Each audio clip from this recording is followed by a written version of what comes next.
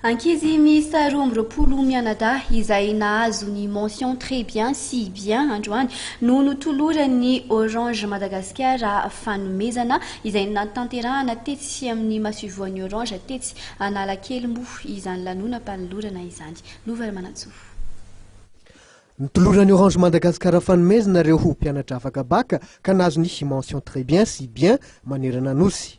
Nitaterana tetsy amin'ny masivo Orange etsy Analakely ny lanonam-panolorana reo loka reo ho an'ireo ankizy mendrika tamin'ny baka taona 2024 raha ho an'Antananarivo manokana.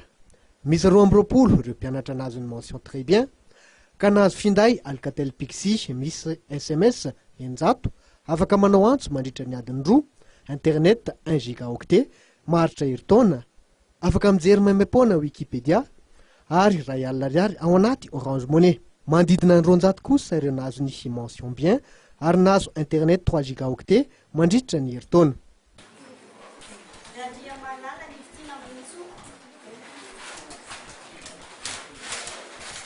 Tsy nanafina ny hafaliany ireo mpianatra nahazo ny fanomezana isan'izany Manoa 12 taona nahazo mention très bien tamin'ny baka électrotechnique.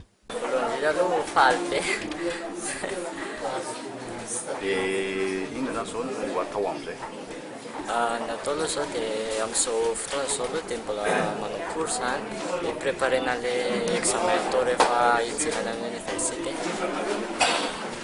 Ampiasaina amin'ny zao izy iny? Atao Facebook. Ho fampirisihana ny mpianatra no fahalalana sy sokatra amin'ny izao tontolo zao no antony nanaovany Orange Madagascar zao hetsika zao. Baina indrindra fa afaka kely aloha ary mbola ho avy ny fotoana mafimafy fa miala sasatra kely dia miarabantsika rehetrarehetra zany a indrindra ianareo tanora bravo dia izay moa zany le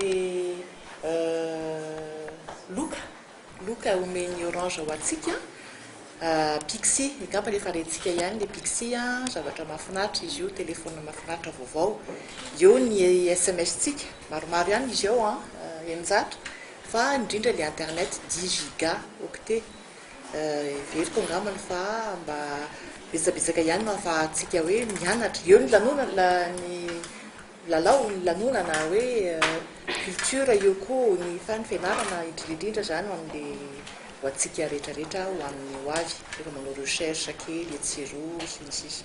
Afaka manatona ny fobean'ny Orange eny an-drahary kosa ireo izay mbola tsy nahazo ny lokany ho an'Antananarivo ary ho an'ny faritra dia misokatra ho an'ireo mendrika indrindra ny maso ivo Orange akaiky azy.